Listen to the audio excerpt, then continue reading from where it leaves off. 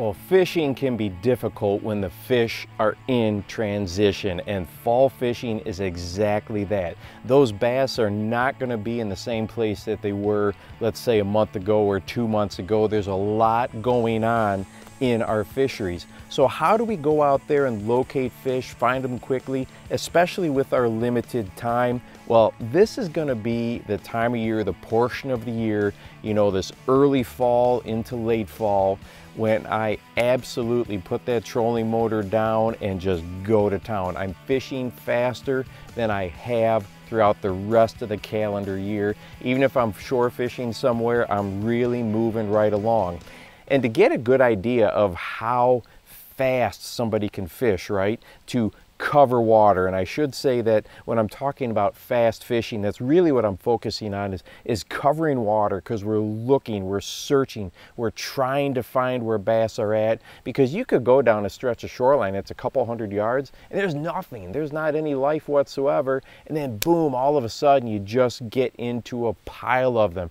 A perfect example of this is when I was fishing Lake Onalaska years ago. This was the portion of the lake I was fishing, and I worked down this entire weed line right here in September. As a matter of fact, nothing. We were just moving right along with a soft jerk bait, and then boom, when we got into this corner, caught the first fish. Well, then over the next 2 hours in this very small section from this corner to the other side over here, we caught a ton of bass, and they were super aggressive. And then when that bite finally stopped, then we moved down this other section of this weed line here, nothing, not a single bite. They were in a very specific area.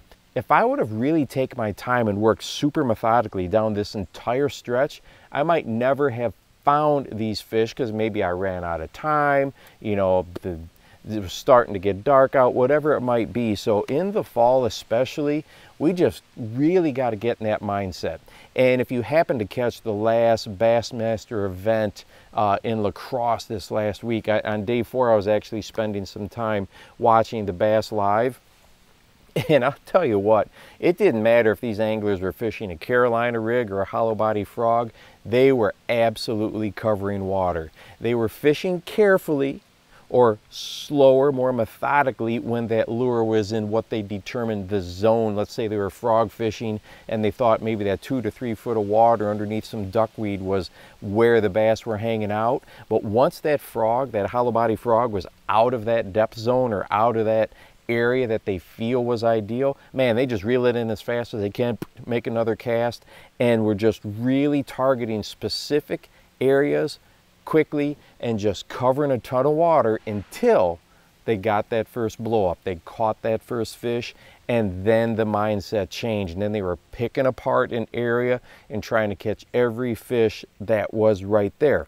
But that's the way migration routes are, is you just got a bunch of nothing, and then all of a sudden you can really hit a home run. So when it comes to fall fishing, you've got to be thinking about, I just need that one bite, I need that one blow up, I need that one follow, and that changes everything. Now you've got all kinds of different lures and presentations that you can use. You can soak an area over super carefully, but don't get frustrated. Always keep that mindset that you've just eliminated a bunch of water, which means you're getting closer to the right water. And hey, if you would like to watch a video that talks about the top lures for September that I use, and more importantly, why, go ahead and check this video out right here. Make sure that you go out and encourage someone today. You never know how you might just change their life. For the Bass Fishing Life, I'm your host, Steve Rogers.